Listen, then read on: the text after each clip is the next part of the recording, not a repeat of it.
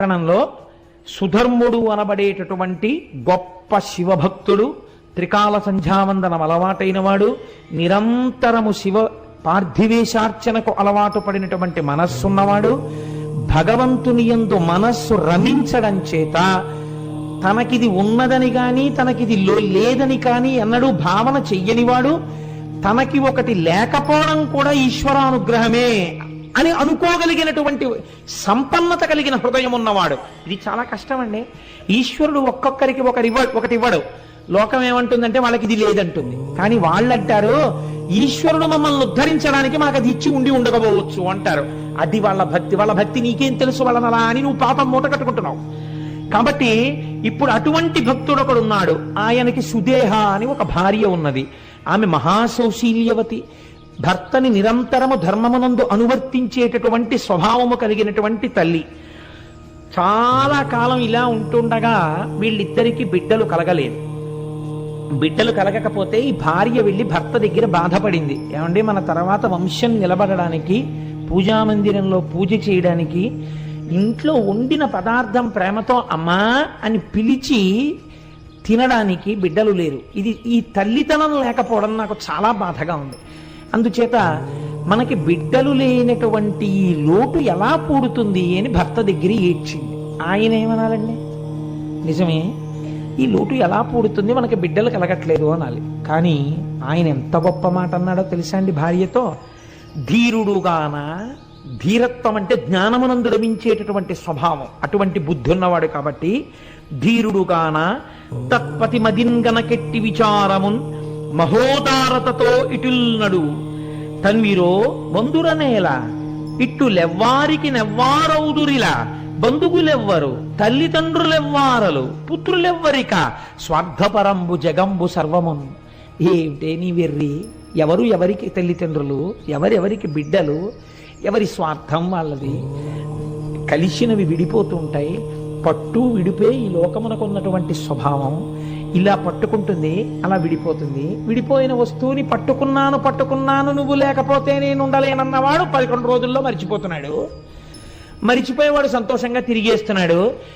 వాడికి మళ్ళీ నువ్వు లేకపోతే నేను ఉండగలనా అని చెప్పిన వాడెవడున్నాడో వాడు సంవత్సరం తర్వాత ఎవరు లేకపోతే ఉండలేనన్నాడో వాళ్ళ తిగిరి గుర్తు చేయడానికి ఇంటి పురోహితుడు వచ్చి గుర్తు చేస్తే తప్ప తద్దినం పెట్టని వాడయి ఉన్నాడు.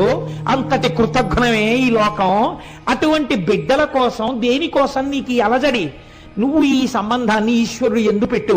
నువ్వు తరిస్తావు, నేను తరిస్తాను. అవన్నీ ప్రతిబంధకాలు తరించడానికి, ఏమో తొందరగా మనల్ని లాగేయడానికి, ఏ అడ్డు లేకుండా చేసేయడానికి, తొందరగా తన వైపు ఈడ్చి పారాయడానికి ఈశ్వరుడు అసలు సంతానం లేకుండా చేశాడేమో.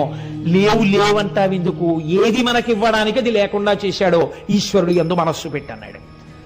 అంటే పాపం ఆవిడ సర్దుకుంది మనస్సు. కానీ లోకం అనేటటువంటి ఒక వస్తువు ఉంది కదండి, దీనికి అనవలసిన మాట అనవాని మాట అన్నది తెలియదు. ఇతరుల్ని బాధించి బతకడం కలియుగంలో లక్షణం. ఎందుకని చిత్తవృత్తులు రాక్షసులై ఉన్నాయి. ఇంత మాట అనడమా? ఆ మాట ఎంత ప్రమాదానికి ఎడుతుంది, ఎంత బాధపడతారని ఆలోచించకుండా మాట్లాడతారు. కాబట్టి ఈవిడ ఒకసారి పొరిగింటికి వెళ్ళి ఏదో పేరంటం జరుగుతున్నప్పుడు ఏదో వాదులాట వచ్చింది స్త్రీల మధ్య. వాదులాట వస్తే ఈ సుదేహ తనకి తెలిసినటువంటి ఒక మంచి మాట చెప్పింది. ఇలా చేయకూడదు అనేదో అంది. అనేటప్పటికీ ఆవిడంది కోపంతో, చెప్పడానికి నీకున్న యోగ్యత ఏమిటి అని చెప్పడానికి ఆవిడ ఒక అనరాని మాట అనేసింది. దుడ్డు కలుగునేమో గొడ్డుదానవు నీవు తినుటకెవ్వరేని దిక్కులేరు బిడ్డలున్న దాన్న పేర్మినాకెనయవుదే తల్ల క్రిందులగుచు తపసుకొనిగా. ఏమిటి నువ్వు మాట్లాడేది? నువ్వు గొడ్రాలి. ఎంత ఉంటే ఏమిటి? దుడ్డు కలుగునేమో, నీకు డబ్బు ఉందేమో, మీ తర్వాత తినడానికి ఎవడున్నాడు? రాజులు పట్టుకెడతారా సొమ్ము? మాకు అలా కాదు. మా తర్వాత తినడానికి పిల్లలున్నారు. మేము వండితే అమ్మా అని తినడానికి పిల్లలున్నారు. మా ఐశ్వర్యం నీకెక్కడొస్తుంది? ఇక నీకు పిల్లలు పుట్టరు. నువ్వు తలకిందులుగా తపస్సు చేసినా ఇక నీకు అమ్మా అన్న మాట లేదు.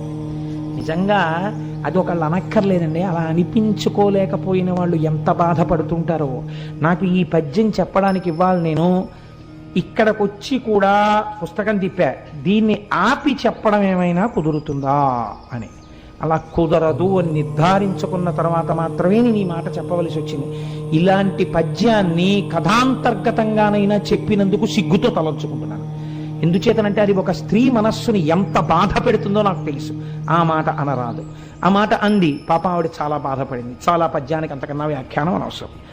కాబట్టి ఇప్పుడు ఎవరికి చెప్పుకుంటుంది? భర్తకెళ్ళి చెప్పింది, నాకు బిడ్డలు పుట్టరా, నాకు అమ్మా అన్న మాట లేదా అని అడిగింది.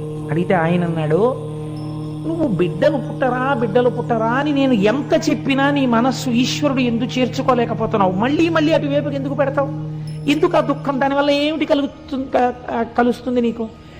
నీకు బిడ్డలు కలుగుతారో కలగరో, నేను దోషము నీదో లేకపోతే దోషము నాదో, ఒకవేళ ఈశ్వరుడు బిడ్డలు నీ దోషము వలనే కలగకుండా ఉంటున్నారో తేల్చడానికి ఒక పరీక్ష పెడతాను, ఈశ్వరుణ్ణి అడుగుతాను, ఇది భక్తి అంటే అని ఆవిడికి చెప్పకుండా ఆయన ఒక పరీక్ష పెట్టాడు. 2 పూలదండలు తెచ్చి భగవంతుడి యొక్క పాదముల దగ్గర పెట్టాడు. 2 విరుల దండలు శివుని దండన నుంచి తీయు కోమలాంగి పడతి, ఒకటి తీయుమనిన ఇష్టకుసుమము బాసి ఈవలి పుష్పంబుగొనిన పెదవి విరిచే కోవిదుండు. 2 పువ్వులు పెట్టేని శివుడికి ఒక విజ్ఞాపన చేశాడు. ఒకవేళ నా యందు బిడ్డలు పుట్టడానికి దోషముండి ఉంటే, లేదా అంటే మా దంపతుల యందు సంతానము కలగక మా ఇద్దరికి అమ్మా అని ఆవిడ, నాన్న అని నేను అనిపించుకోవడం సాధ్యం కాకపోతే ఈ దండ ముట్టుకుంటుంది. ఒకవేళ మాకు అలా అనిపించుకునే అదృష్టం రాశి పెట్టి ఉంటే ఈవిడ ఆ దండ ముట్టుకుంటుంది అని, ఇది ఈశ్వర నీ సంకల్పాన్ని చెప్పేయాలి. మాకు సంతానాన్ని ఇద్దామనుకుంటున్నావో అనగా మా ఇద్దరికీ కలిపి ఇవ్వననుకుంటున్నావో చెప్పేయి అని 2 దండలు పట్టి, నువ్వు ఇక నన్ను ఎన్నడో నాకు బిడ్డలు కలగరా అని అనరాదు, ఇది ఈశ్వర శాసనం, ముట్టుకో అన్నాడు. ఆయన ఏ దండ ముట్టుకుంటే పిల్లలు పుడతారని సంకల్పం చేశాడో అది విడిచిపెట్టి 2వ దండన ఆవిడ తీసింది.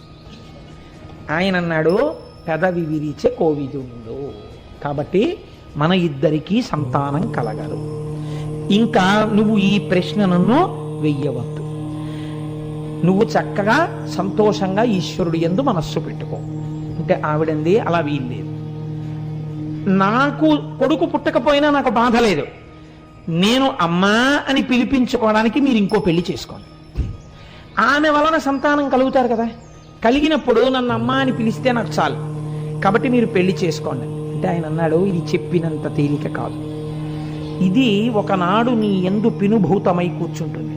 ఏమవుతుందో తెలుసా? అనవిని ఇప్పుడు ఇట్టులే నీవనెదవు వేరోర్తి పెండ్లి ఆడిన సవతిన్గని పోరుసేతువెంతయు అనుమానము లేదు పెండ్లి ఆడను మరలన్. నాకు సంతానం అక్కర్లేదే, ఈశ్వరుడు ఉన్నాడు చాలు.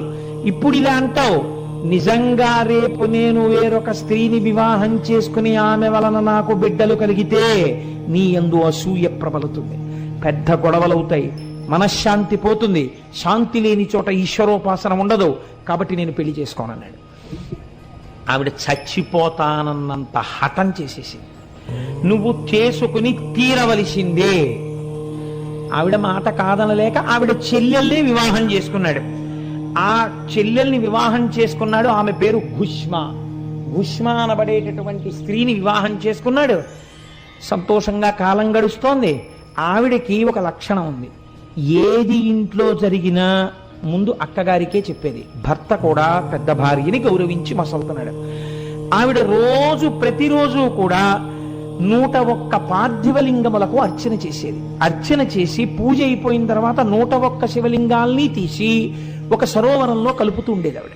అదొక నుయ్యి అని మీరు అనుకున్నా పెద్ద దోషం ఏం లేదు, ఒక విశాలమైన సరోవరం కలుపుతూ ఉండేది. ఇలా ఆవిడ 3 సంవత్సరములు 101 శివలింగాల్ని ఆరాధన చేసింది. ఇప్పుడు ఆవిడ చేసిన శివ పూజ వలన ఆయనకి కూడా నాన్న అని పిలిపించుకునే అదృష్టం వచ్చి ఒక చిత్రం జరిగింది. అంటే 101 శివలింగాల్ని 30 రోజులు పూజ చేస్తే 30 రోజులు పూజ చేయడానికి ఒక స్త్రీకి అధికారం ఉండదు, కాబట్టి కొద్ది రోజులు తగ్గితే దగ్గరగా 3000 దగ్గరలో అవుతాయి. 3 ఏళ్లు పూజ చేస్తే ఇంటూ 36, మామూలుగా అయితే 1,09,080 శివలింగాల్ని పూజ చేయాలి. అంటే దగ్గరగా 1,00,000 పూర్తయ్యాయి. పూర్తవగానే ఆవిడ గర్భాన్ని ధరించింది. అంటే అంత పాపం ఇంత అర్చనతో పూర్తయింది, విరిగిపోయింది. ఇప్పుడు ఆవిడ 3 సంవత్సరముల తర్వాత గర్భం ధరించి పండులాంటి మగపిల్లాన్ని కంది. ఇంట్లో అందరూ సంతోషంగా ఉంటున్నారు. ఆ పిల్లవాడితో అమ్మ అని పిలిపించారు సుదేహని. ఆవిడ కూడా చాలా సంతోషంగా ఉంటుంది. ఆ పిల్లవాడు పెద్దవాడు అవుతున్నాడు, ఈయన కొడుకు కూడా పుట్టేశాడని ఇంకా భగవంతుడి యందు మనస్సు పెట్టేసుకున్నాడు. నాకు బిడ్డనిచ్చిన వాడెవడో వాణ్ణి, ఆ బిడ్డని కూడా రక్షిస్తాడు, చాలు కొడుకు కూడా పుట్టాడు, ఇంకా ఏమిటి, మెల్లిగా మనస్సుని ఈశ్వరుడు యందు చేర్చేయాలని ఈవిడ రోజు 101 శివలింగాల్ని ఆరాధన చేయడం అలాగే చేస్తాం. ఇలా కొన్నాళ్ళు జరిగిపోతే ఆ పిల్లాడికి యుక్త వయస్సు వచ్చేసింది వివాహానికి. వాడికో సంబంధం చూశారు, మంచి ఐశ్వర్యవంతులైన బ్రాహ్మణుల యొక్క సంబంధం కుదిరింది. ఈ పిల్లాన్ని వివాహం చేశారు. మంచి కోడలు ఇంటికి వచ్చింది. ఇక్కడ ఒక చిన్న ఇబ్బంది వచ్చింది. వీళ్ళైతే ఈవిడ్ని గౌరవంగా చూశారు, కానీ వియ్యాల వారని ఒకరు ఉన్నారు కదా, వారు సహజంగా ఎవరిని ఎక్కువ గౌరవిస్తారు? ఆ పిల్లవాడి యొక్క సొంత తల్లి, కన్న తల్లి ఎవరో ఆవిడికి పెద్దపీట వేశారు వాళ్ళు. వియ్యపు వారము వారల వియ్యంబులు ఘుష్మనెంత వేడుక చూడన్ కొయ్యతనంబున నొర్వక గయ్యాలు సుదేహ మెండుగా తపించన్. మా వియ్యపురాలు అని గౌరవం ఇచ్చి ఎంతో ప్రేమగా చూసి అన్నింటికి మా వియ్యపురాలని ఈవిడ్ని పిలిచేవారు. ఆ వియ్యాల వారు కూడా ఈవిడ వియ్యపురాలని ఈవిడ్ని పిలిచేవారు. ఎంతైనా నేను వియ్యపురాలని కాను, కన్న తల్లి కాబట్టి అదే వియ్యపురాలు, చూశావా నేను కాలేకపోయానన్న కక్ష పెరిగిపోయింది. అసూయ ప్రబలడానికి ఇది హేతువైనది. ఇంత కష్టపడినా ఒకరోజు కొడుకు కోడలు ఒక పాన్పునందు శయనించి ఉన్నారు. శయనించి ఉండగా ఈవిడ అసూయ రోజు రోజుకి పెరిగింది. నా చెల్లెలైనటువంటి ఘుష్మకి ఇంత గొప్పగా ఆదరణ కలగడానికి కారణమేమి? ఆవిడ శివ పూజ అని ఈవిడ గుర్తించలేకపోయింది. ఆవిడ అనుకుంది ఒక కొడుకు ఉండడమే, ఆ కొడుకే లేకపోతే ఇంత ఆనందంతో ఉన్నటువంటి చెల్లెలు కళ్ళ వెంట నీటిధారలు కారుతుండగా గుండెలు బాదుకుని ఏడిస్తే తప్ప నా అగ్నిహోత్రం చల్లారదు అని ఒక రాత్రి వేళ భార్యతో కలిసి నిద్రపోతున్నటువంటి పిల్లవాడి గదిలోకి వెళ్ళి ఒక కత్తితో ఆ పిల్లవాడిని పొడిచి చంపేసి ఆ పిల్లవాడి శరీరాన్ని కోసేసింది, ముక్కలుగా కోసేసి ఇవన్నీ కలిపి మూట కట్టింది. అంటే ఎంత భావనా వ్యగ్రతని పొందేసిందో చూడండి. ఇంకా ఇవి మూట కట్టి తీసుకెళ్ళి రోజు శివార్చన చేసి నీటిలో కలుపుతుంది కదా, దీని బతుకు బయటికి రావాలని తీసుకెళ్లి ఆ శివలింగాల్ని కలిపే చోట నీళ్లలో ఈ శరీరం ముక్కలు పారేసింది. తెల్లవారింది. పాపం ఆ పిల్ల ఇంకా చిన్నపిల్ల, కోడలు అష్టవర్షేత్ భవేత్ కన్యా అని కదా, ఏదో 12 ఏళ్ళు ఉంటాయేమో, 13 ఏళ్ళు, గుర్రు పెట్టి నిద్రపోతోంది శుభ్రంగా చక్కగాను. తెల్లవారింది, లేచింది. ఈలోగా తెల్లవారకట్ట లేచి నదీ తీరానికి వెళ్ళిపోయాడు. ఆయన సంధ్యావందనం చేసుకుని ధ్యానం చేసుకోవడానికి గుళ్ళో. ఈవిడేమో కూర్చుని 101 లింగాల్ని అర్చన చేస్తోంది. ఆ పిల్ల నిద్ర లేచి చూసింది, తన ఒంటి మీద పక్క మీద నెత్తురు అట్టలు కట్టేసి ఉంది. తన భర్త శరీరంలో కొన్ని భాగాల యొక్క ముక్కలు మంచం మీద పడున్నాయి. ఆవిడిది చూసి గొల్లుని ఏడుస్తోంది కోడలు. సుదేహ గబగబా లోపలికెళ్ళి చూసి, అయ్యో కొడుకు పోయాడమ్మా అని ఈవిడ కూడా ఏడుస్తూ ఈ ఘుష్మ ఏడవదే అని చూస్తోంది. ఈ ఘుష్మ శివార్చన చేస్తోంది. ఆవిడంది, ఎవడా బిడ్డలనిచ్చాడో వాడా బిడ్డకి రక్షకుడు, వాణ్ణి ఆయన రక్షిస్తాడు, వాడు ఎక్కడున్నా రక్షింపబడతాడు. వాణ్ణి కోసినా కాల్చినా చంపినా వాడు బ్రతికి తీరుతాడు. వాడు రక్షిస్తుండగా నేను వీడి పూజ ఎందుకు ఆపాలి? నేను వీణ్ణి నమ్మి ఈ పూజ చేస్తానని 101 శివలింగాలకి పూజ చేసి 101 శివలింగాల్ని, ఆ పార్థివలింగాల్ని తీసి నూతిలో వేద్దామని వెళ్ళింది. నూతిలో వేద్దామని వెళ్ళి శివలింగాల్ని వేసి చూసేటప్పటికి కొడుకు శరీర భాగాలు నీటి మీద తేలుతూ కనపడ్డాయి. చిత్రం ఏమిటో తెలుసా అండి? ఆవిడ ఏమీ అనలేదు. చాలా మంది దీన్ని మార్చి రాశారు. మూలంలో అలా లేదు. ఆవిడ మనస్సులో ఏ అక్కసు కలగలేదు. ఒకవేళ ఒక చెట్టు నీళ్లు పోస్తే తాను ఒక మొగ్గ వేసింది. ఆ చెట్టే దాన్ని పువ్వు చేసింది. ఆ చెట్టే మరునాడు ఉదయం తన పాదాల దగ్గరికే ఆ పువ్వుని ఒడిచిపెట్టేసి తొడిమ నుంచి తన కాళ్ళ దగ్గర పడిపోయేటట్టు చేసింది. నా శంకరుడు నా ఇంట పువ్వు పూయించి తన పాదాల దగ్గరే ఇలా తీసుకుని ఉంటే నేను దాన్ని అడగను.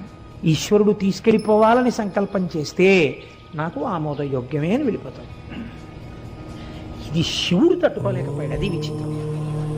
ఈ భక్తిని శివుడు భరించలేకపోయాడు.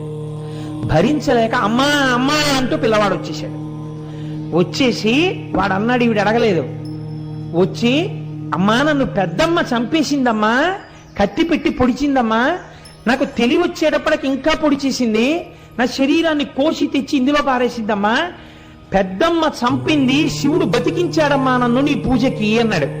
ఆవిడంది ముక్కు మీద వేలేసుకుని యవనిదయన్ కొడుకేర్పడ అవికల కృపుడతడే సాకు అర్భకు భక్తోత్సవకరుండని పేరొందిన శివుడు మహాకాలమూర్తి సిద్ధం బిందున్. ఒరే నిన్ను కాపాడినటువంటి వాడే మహాకాలుడు, వాడే తీసుకెళ్లగలడు, వాడే బ్రతికించగలడు, వాడు నిన్ను రక్షించాడు. ఎక్కుడు మోదము లేక అక్కపైన్ కినుకు కొనక ఆమె కొమరుపై చక్కగా చేయిడ కడుమెచ్చగా ముక్కంటి సామి ఈ తెంచేవడి.